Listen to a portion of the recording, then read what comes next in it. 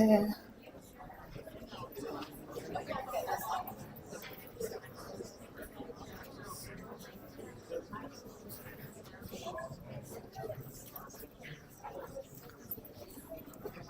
Interesting.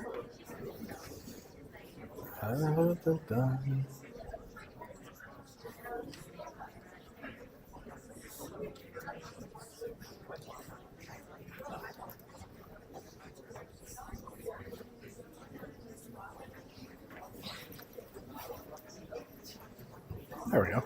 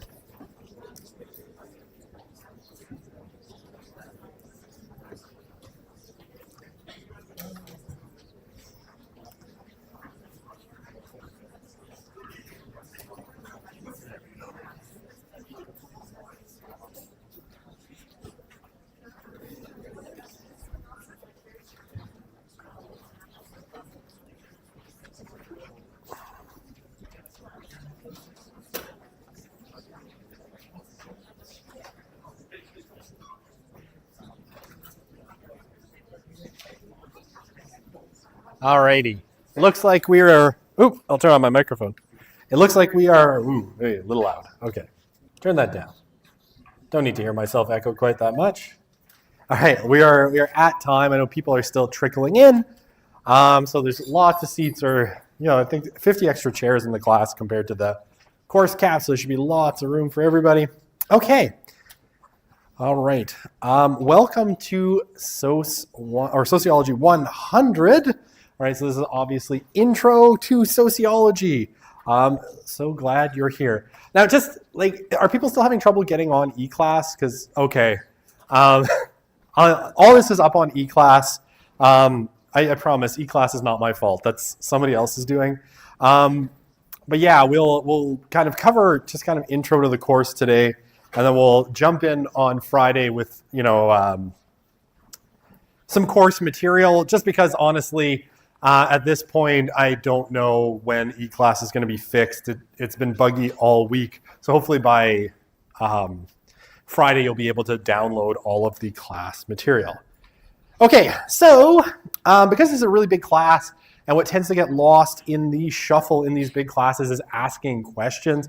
People are either embarrassed or, it's a big room and I just don't notice someone sitting in the back corner over there wanting to ask a question. I have got a piece of software built into my PowerPoints called Slido. And Slido basically is a platform that I can put in my PowerPoints, and then, you scan this code or enter this code, and there'll be a different one for every topic that we cover through the course.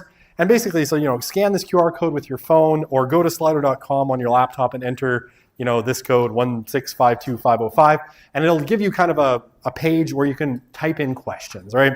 And I found, not everybody loves it. Some people find, some people are like, oh, it's a waste of time. You waste too much time with questions. I really like it because it allows people to ask some questions, and I found in SOS 100, again, because it's so big, people tend not to ask questions. So you're more than free to raise your hand and ask questions, in person. But this is going to be here kind of throughout the course for you to just kind of jump in and ask questions. Generally, sometimes people like to get a little goofy with it, right? Start making comments that are, a little bit silly. I'll mostly just ignore those as much as possible because I don't want the class to get derailed too much. So just try to keep it on topic, and we'll do pretty well. Okay, so who am I? This person standing before you, talking at you. I'm Dr. Jeff Broussard. You don't need to call me Dr. Broussard, Professor Broussard, or just Jeff is fine. I'm not hung up on titles or formalities or anything like that. And frankly, I think I finished my PhD almost 6 years ago this week. Not that I remember the exact date, but it was kind of traumatic. I still find that being called doctor a little bit weird, and I never want to put it on like airline tickets, or I bought tickets to the dinner theater to go with my wife in like February, and they're like, should I put it on there? And I'm like, what if someone has a heart attack at the dinner theater? Really, they're going to be like, we know there's a doctor here, and I really don't want to have that conversation. Yes, I can't help you with the heart attack, but if you have any pressing sociological issues, I could probably help you with that. Anyway, that's me. I'm an associate lecturer in the Department of Sociology. I think I'm entering now my 10th year teaching in the department, so I've been here forever. I start to feel like a piece of the furniture at a certain point. If you're looking for me, my office is in Torrey on the first floor, north end of the building in 1-062, which is the Center for Criminological Research. So I am, on staff there. I'm the administrator of the center. So my office is in there. Now you'll know it if you're looking for it because there's a giant sticker like this big that says Center for Criminological Research on it. So it's super easy to find once you're in the Torrey building heading towards the river, right? And I'm inside there. It's kind of an open area, and then there's offices on the the east wall. And I'm in office letter D, 1-062D. So if you're ever looking for me, that's where I am. Office hours, I've changed this. I used to have like a 1 hour a week office hours block. And to be honest, that never worked particularly well because your schedules are all over the place. And so I ended up making appointments outside of my 1 hour of office hours anyway. So I switched it to just by appointment. If you need to talk to me, just send me an email. We'll find a time that works for both of us. And I'm really kind of easygoing and friendly, and I always make time for students because it's important that I be there to answer questions. So if you have questions about concepts or, inevitably after the exam, if you didn't do as well as you wanted to and you want to go over it and kind of look over the exam, just, send me an email. We'll find a time. Or, what almost always happens is you're that student who got 2 questions wrong and it's burning inside your mind and you have to somehow be like, what did I do wrong on this exam? I got like 98% on. You can come and talk to me and we'll get it all sorted out for you. Okay, the textbook. So, textbook for this course is this one. So this is Brim, Strauschein, and Campen's Sociology, Compass for a New World, 7th edition. I'm told the 8th edition is coming out next year. And I feel like we just got this one, so they're churning them over. Okay, so a couple of things to say about the textbook and how I kind of use textbooks in my courses. So the question I usually get, and it might already be there in the question slide, is the textbook required?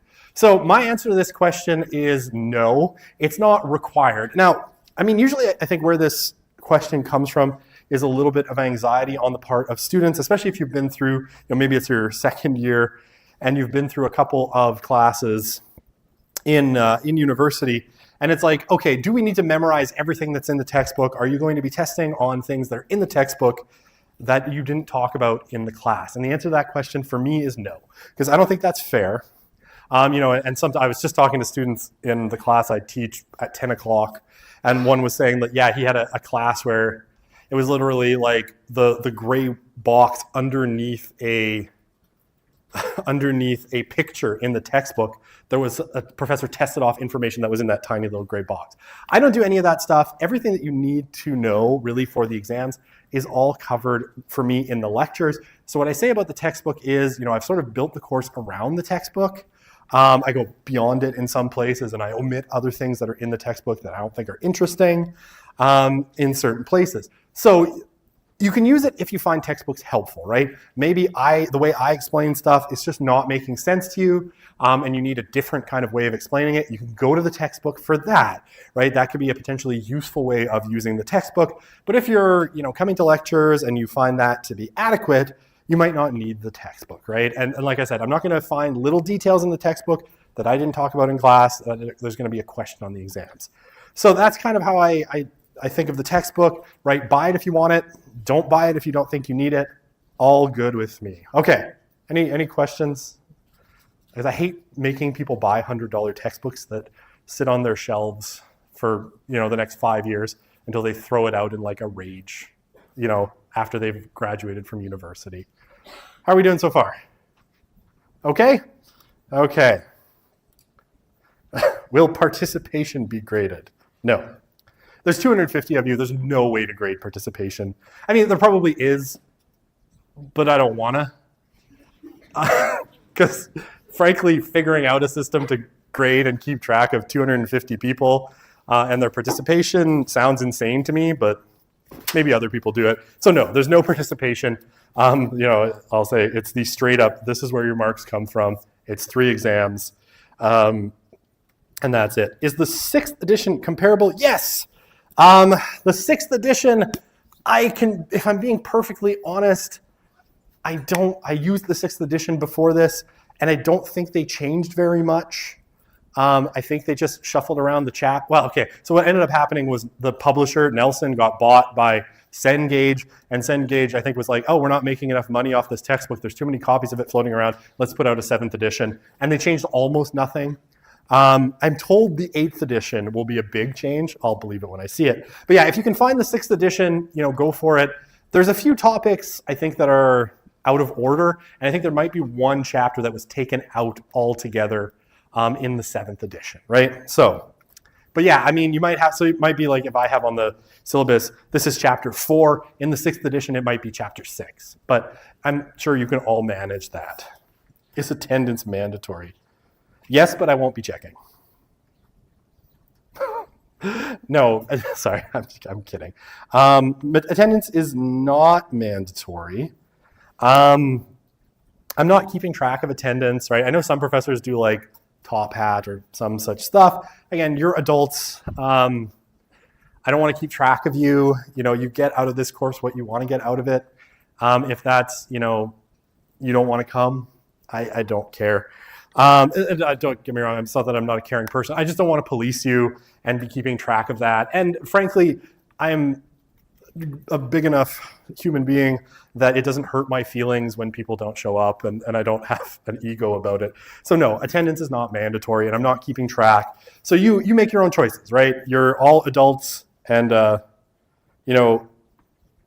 I will say, oops, a question popped up and I immediately cleared it. If I cleared your question, it might be this one. Are dates and midterms and final wrong?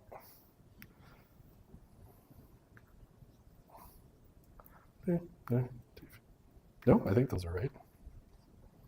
Oh, sorry, that's the 13th. That one is wrong. That should be the 3rd.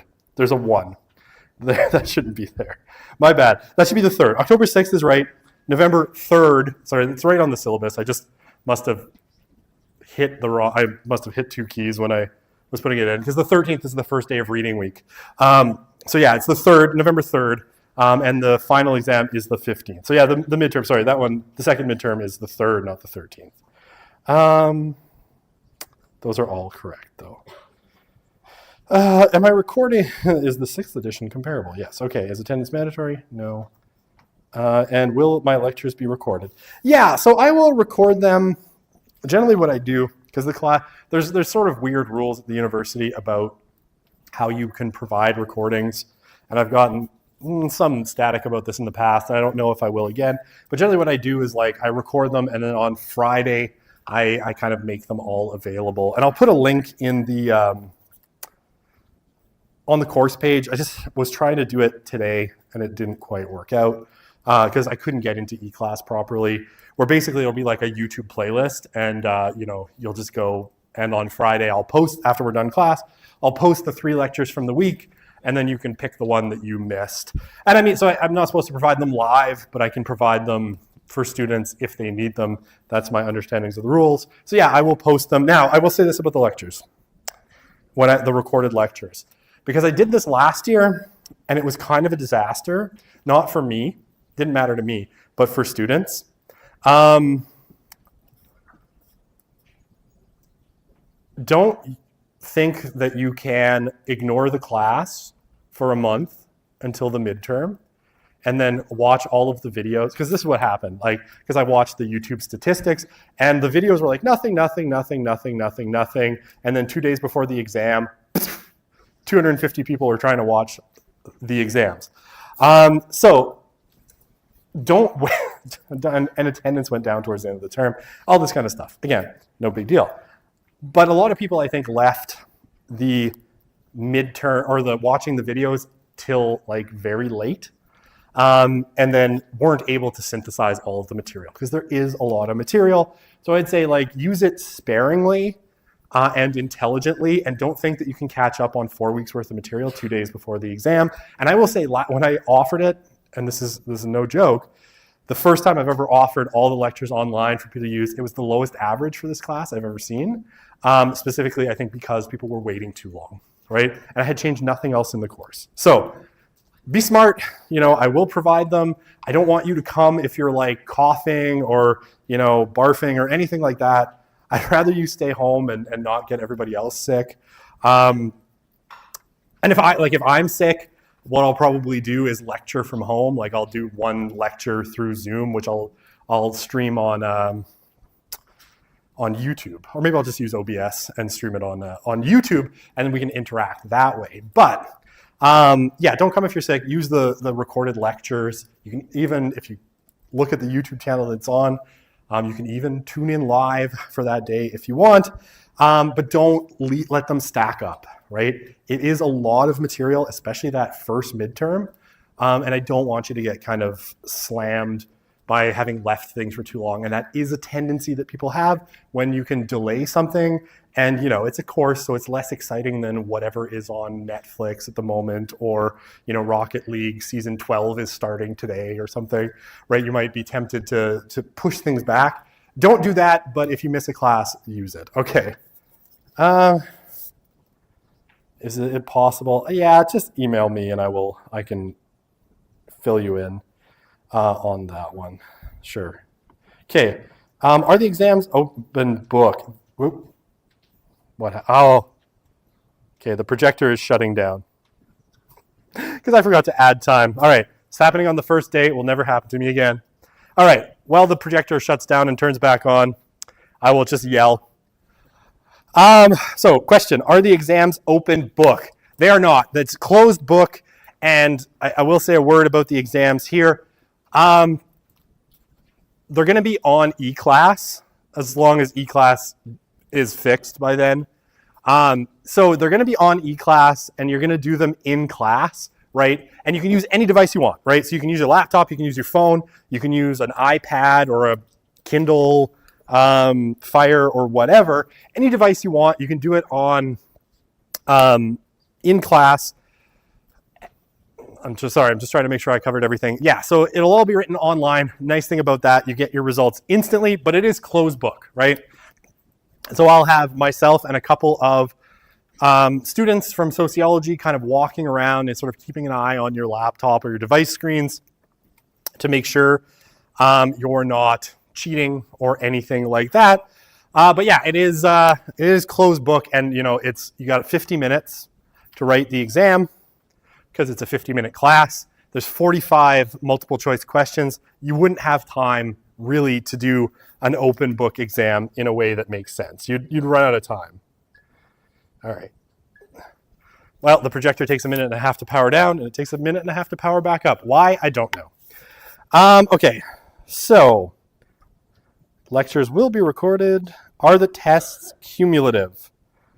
Okay, are they open book? No. Are they cumulative? No. Basically, none of the exams are cumulative. It's 3 non-cumulative exams. So whatever we cover up to midterm 1, you can kind of forget about it for midterm 2. And the same thing, especially the final, is not cumulative either. So it's basically 3 midterms in the course.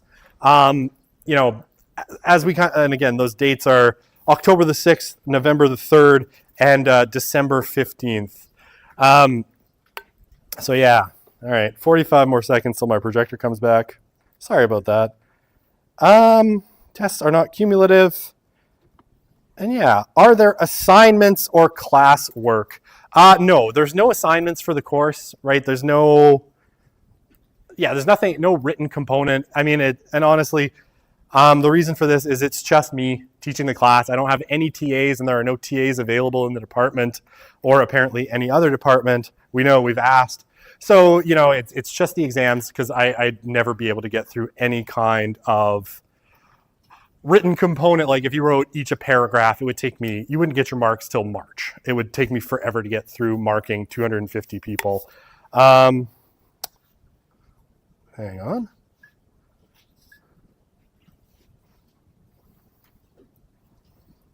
Hello.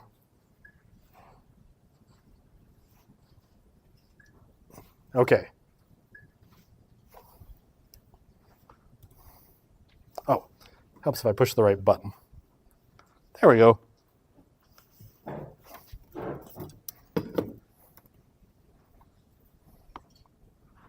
There we go. Okay, we're back. Sorry about that. Yeah, so classwork. Yeah, so there's no classwork aside from the exams. So, not too heavy a course load. Are the exams curved? Nothing in the class is curved. As far as I know, the official Faculty of Arts kind of policy is that we don't curve grades. And honestly, I've never had to manipulate grades in any way. I guess I can turn the mic back on. There we go. Now I don't have to shout. Yeah, I've never had to manipulate grades in any way to get within the range of averages that they say we're supposed to have for a first year class. It always pretty much just works out. So, I'm not curved and the class is not curved and I won't manipulate your grades, right? So you don't have to worry that you were sitting at a B- and somehow you're going to end up with a C, right? There's no funky math going on with the grades in here at all. Is practice material provided? Yes, absolutely. We will be doing, so we'll do some in-class practice, right? Take you back to high school. We're going to do some Kahoots in class. Super fun, prizes included for the winners. So yeah, we'll do some in-class practice and I will have some practice questions on eClass as well, like a multiple choice test that you can go and do the questions and look at what your results were and see what the correct answers were and all of that fun stuff. For each of the exams, I have practice material, so it'll be all good, right? You'll have lots of chances to practice and see what the questions look like before you ever step into the exam and try to do it. Okay, so practice material provided. What happens if you can't attend a midterm? Just email me, right? And we'll schedule you a time to do a makeup exam. And the same thing. Okay, so I'll tell you what's going to happen because I know, because I've done this too many times. November 3rd. November 2nd, late in the evening, snowflakes will start to fall. And then much snow will fall overnight. And by the morning, the roads will be coated in a sheer layer of ice. Buses won't be running.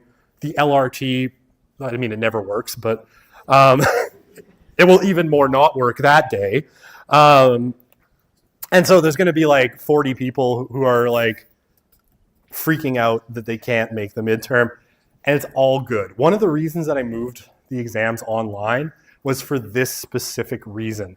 It becomes super easy for me to just move people into an online exam, right? Either right then or another day or later that day. So if you can't attend the midterm, right, you're on the volleyball team and you're playing in nationals or whatever. I don't know. I've had everything.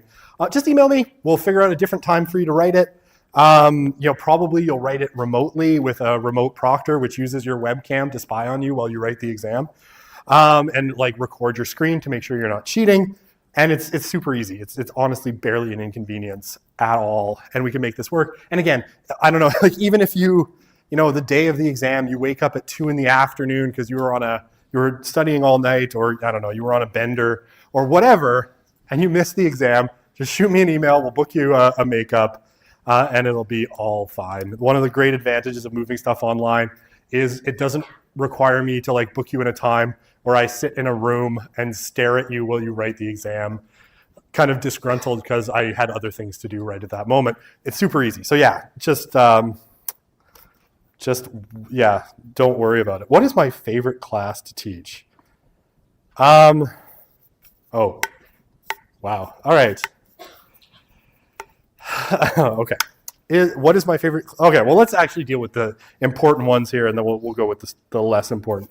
Is there opportunities for retests if you aren't happy with your marks? No, because I would honestly have to provide that to everybody, and it is flat out chaos, right? 250 of you, and there's going to be people who are like, I'm not happy with my mark because I got 44 out of 45, and I'm really aiming for that, perfect grade. So no, I mean, what you get is what you get. Unfortunately, I would, yeah, I will absolutely. We can't do retests, unfortunately. And there's no extra assignments to boost your grade. Unfortunately, that's not allowed. But yeah, happy to work with you for the next one and see if we can boost up your grade. If eClass is not running by Friday, will I send you the slides? Yes, I will definitely send you the slides because we'll be in course material by then. So yeah, I will absolutely send them out. Okay. Does Alberta offer criminology classes? Yeah, of course we do. 225, so SOS 225 is Intro to Criminology. We've got classes on gangs, we've got classes on police, youth crime and society, SOS 321, which I taught for a few years, but now is being taught by Brian Hogeveen. They're all offered as sociology because crim is in the sociology department here.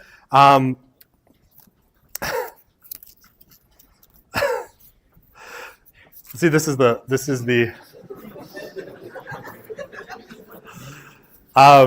yes, okay. This is where sometimes it gets a little silly. We'll crack down on the silliness on day 2. Okay, yeah, but we have lots of crim classes, and it's a growing crim faculty, and we're hiring 2 criminologists this year, so we're growing, and there's lots. Messy is the goat. Okay, I can see how this course is going to go. Do I like the Oilers? No. I'm a Habs fan, dyed in, red, white, and blue, and I don't like the Oilers. I don't hate the Oilers. I'm sort of indifferent to the Oilers. A little jealous, maybe, that they have Connor McDavid, and I think the universe is unfair. But, aside from that, no, I'm sort of indifferent to the Oilers. Except when they play the Canadians that twice a year, then I hate them. But the rest of the time, I'm just like, eh. Do I play Rocket League? And if so, what rank? So where did I end up? I think, okay, I'm better one-on-one, so I think I was gold 3, 4, and I couldn't ever quite crack platinum because I'm pretty bad at the game. And then, like, my son kicks my ass. It's hilarious. Like, he's 10 years old, and he's, like, flying around the arena, like, and I'm like, what is even happening? Okay, so you know me somehow, because I've worked at Enterprise Rent-A-Car. But yeah, so I was gold. Let's say I was gold 3, 4. I have yet to crack platinum, but that's the goal for season 12. Okay, hello. What's my favorite class to teach? Okay, so that's probably between 2.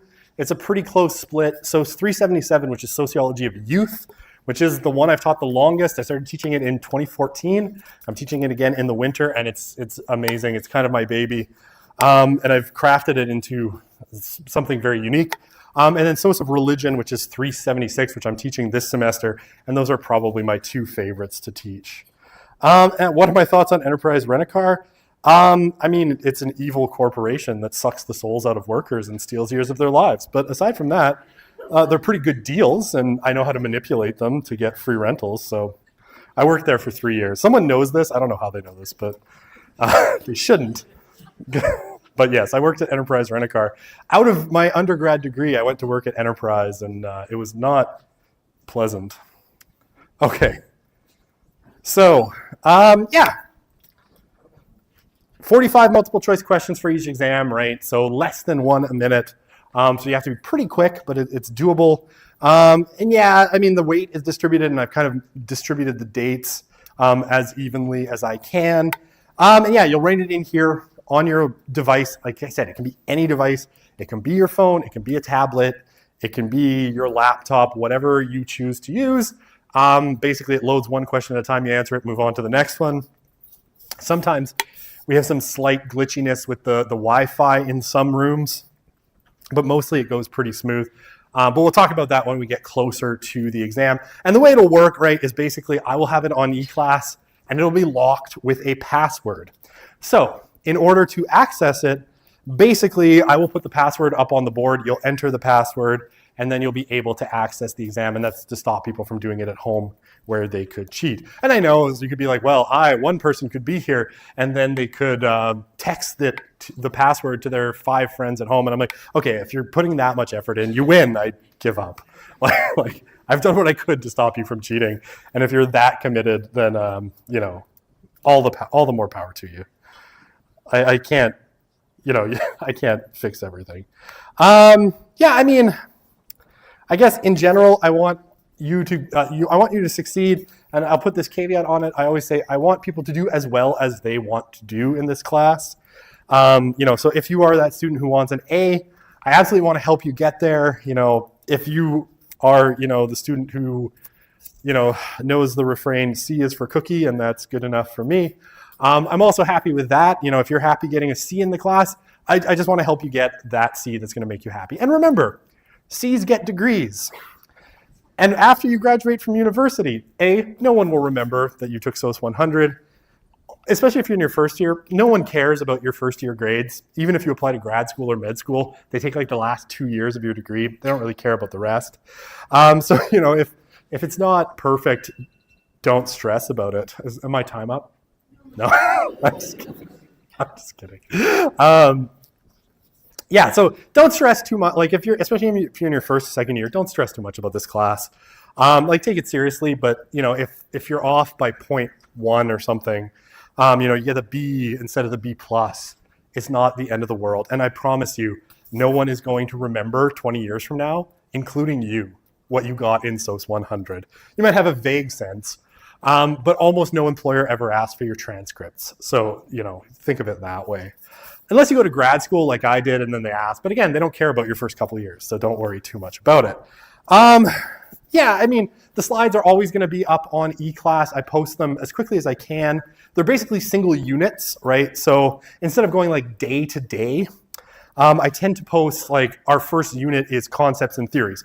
All of it is in one kind of PowerPoint or PDF, and we'll just kind of work through it until we're done, right? So rather than me like posting, lectures and like taking slides from that I didn't finish on one day and putting them to another, the whole units are going to be there so you can use them as a single document. So if you open them, if you ever get into eClass and you see the first thing is like 38 slides, don't worry. We're not going to try to get through 38 slides in one lecture. That's the whole kind of unit all in one. And it means I'm posting less stuff and I can kind of get ahead of things. And I did this last year and it seemed to work pretty well. I post them in PDF and PowerPoint format. And then, yeah, I'll post the videos of them after they're made on YouTube, and then I'll give you a link I'll put it into a playlist, and I'll give you a link to that playlist so you can go and see the greatest hits of SOS 100. If you can't sleep. No, I'm just kidding. I'm just kidding. Although I will say, I listen to podcasts to fall asleep, and it occurred to me at some point that something that someone put a lot of work into, I use because I find it so boring that it puts me to sleep at night. So I feel kind of bad about that sometimes. Okay, and maybe I should just quickly check if there's any other questions at the moment. Do you think this course is good to become a COB? Better than that would be CRIM, right? CRIM. You can start with this and then go take 225, SOS 225, which is criminology. Deviance, which is SOS 224, might also be a good one to become a cop. This won't hurt you, but those two will be more useful. And lots of people who go into law enforcement, either corrections or to be RCMP or city police, do go through our CRIM program. It's a pretty popular path. Is sociology similar or different from high school social studies?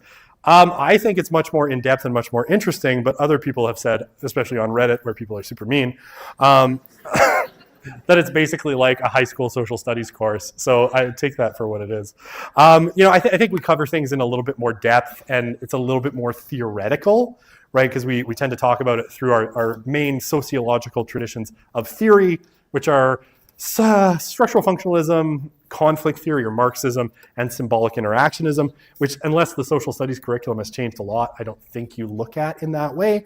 But you're going to see a lot of things that you might have seen talked about in social studies, but there's no government, there's no I don't know. You know what? I haven't looked at the social studies curriculum recently, to be honest, and I graduated from high school over 20 years ago, so maybe it's changed since then. But I think it's different kind of topics, different way of looking at it. But again, the mean people on Reddit have said it's basically like social studies. Is there group work? Definitely not. If there's group work, you're cheating and you fail. If you're trying to answer the exam as a group, we are all in trouble. Name of the textbook in the syllabus? I thought it was, but maybe it's not. It should also be in the bookstore in the section. If it's not, I will make sure to add it. During exams, are you able to go back to previous questions? Yes, it is a free flow. There's ways to limit it on eClass, but I don't do that. So it's a free flow. You go back and forth. So yeah, lots of people, if there's a question they're stuck on, they'll put a little flag on it, answer all the questions they know, and then come back and think on those. So yeah, you can definitely go back. Okay. Whew. All right. I'll try to get us out of here in a minute. It is really hot in this room, so hopefully that isn't a feature of the whole semester. So what is the course? Basically, we're introducing you to sociology as a discipline, right? So we'll look at, we'll look, especially at the beginning of the course, at theories and kind of concepts, the way sociologists think, things like how we do research, and then a bunch of topic areas, right? Things that are part of sociology, and areas that you could go into and do further study in, and we'll just kind of introduce a lot of them, right? Okay, so starting off the course, right, this is what it's titled in the textbook, is a sociological compass. I call it concepts and theories, right? So we're going to look at the big concepts and theories, and this is going to take a while. It's probably going to take a good 2 weeks to get through concepts and theories because there is a lot of them. And we can go into great detail on any of them, but we'll try to give you sort of the highlights of each. So that's at the beginning of the course. We'll talk a little bit about how we do research, right? So what does sociological research look like? Very briefly, that usually takes about a class, maybe a class and a half. And then some kind of big areas of study, culture, like what is culture and how do sociologists think about it? And socialization, which is all about how people become what we would call social subjects in sociology, but people that live in a society, right? How do you go from, a baby to a functioning member, or maybe not functioning, depends, a person within society? Like, how are you shaped by parents, by family, by friends, by social institutions, and taught the rules of society? That's all socialization. So that, should be everything that's on midterm 1. Sometimes I don't quite get through socialization and it ends up on midterm 2, but hopefully I can be efficient this time. I mean, if you don't ask me questions about Rocket League, it tends to go a lot better. And I'm sure I'll do bad. I'm sure my son is counting down the minutes until he can get home and check what the reward for season 11 was. Okay. Middle part of the course, we'll do deviance and crime, which is usually a popular and kind of interesting one. And again, you can always expand on this and take more courses in crim or deviance. Talk about globalization and then race and ethnicity, and that should be what's on the second midterm. And then to end off the course, families, religion, education, and mass media and communications. All of these, are kind of introductions because, some of these, well, most of these are whole courses, right? That you can have whole courses on any of these. And I mean, I've taught courses in crime, I've taught globalization, I've taught mass media and communications, I've taught religion, right? So I've taught a lot of these topic areas as whole courses. So we could, there's lots more that's not offered in this course because this is just meant to introduce you to the topic. And, for some percentage of you, maybe you want to go on and take more. For others, it was like, this class fit my schedule and it fills a requirement. And you know what? That's okay too. I don't expect 250 people to go on and develop a passion for sociology. Okay, yeah, feedback. Like, feel free to reach out to me. Honestly, I'm reasonably affable as it goes. And I'm pretty open to suggestions as long as they're kind of reasonable and it isn't something that's going to, cause me to, lose 10 hours of my life trying to meet it. But, sometimes, Gen Z, you have different learning needs than I did when I was a student. And sometimes I'm just dumb and old. And I don't know what would be helpful. So if there's something that you're like, hey, my other class is doing this, would you be able to do that? I can definitely try. If there's something I am doing that's driving you absolutely crazy, I can try not to do it. If it's don't pace around, I'm sorry, I can't do that. I have to move, otherwise I go a little crazy. At one point last year, the microphone wasn't working in the class and I had to stand right in front of the microphone that's on the pedestal and it made me absolutely nuts. I would keep wandering away from the microphone and then students were like, you're off the microphone, we can't hear you. Anyway, so yeah, if I'm doing something that's not working for you, let me know and I'll try to fix it. And sometimes I do something that you find annoying that I could fix pretty easily. And one of the basic examples I've had of this is one of the first classes I taught. I was putting everything on really colorful slides and I had students who were printing off the slides and they were like, you're murdering my printer, right? Because I had a blue background with light blue streaks through it because it looked cool. And I was like, oh, that's a cool looking background. Since then, I've put everything on white in case somebody wants to print off the slides. So yeah, reach out to me. I'm really not mean, I swear. And yeah, basically, the lectures are pretty straightforward. Generally, I just kind of verbally go over what we talked about last class for a couple minutes at the beginning, just to kind of refresh people's memory. And if people are coming in, for the first 5-6 minutes of the class. So the first 5-6 minutes, I'm usually like, okay, this is what we talked about last time. This is what a really important concept was. I talk about new material for the day and then usually run out of time and I'm like, okay, this is what we're doing next time. So be prepared, right? And that's pretty much what the lectures look like. And yeah, do I have another question slide? My slides don't say that. Maybe oh, you know what? I uploaded those. Okay, that's why. I must have uploaded the wrong version of the slide. I must have uploaded it from last year. So yeah, no, I will fix that. I'll put the right ones back in. And I will 100% fix the right one. But yeah, the dates that are on these slides and on the syllabus are correct, and I'll fix the ones that are in the slides because I must have uploaded the wrong version of the slides because I tend to reuse them year over year.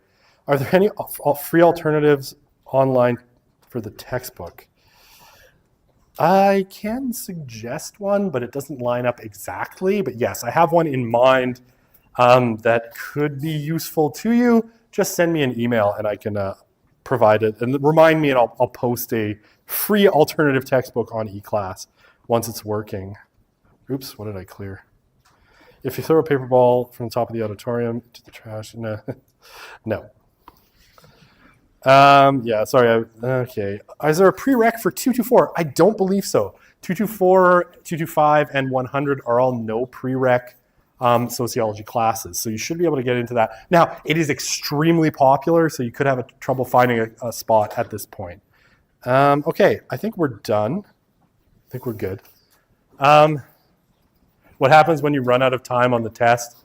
You run out of time. It submits it. And if you didn't answer a question, you don't get a grade for that one. That's all. All right, we'll see you on Friday.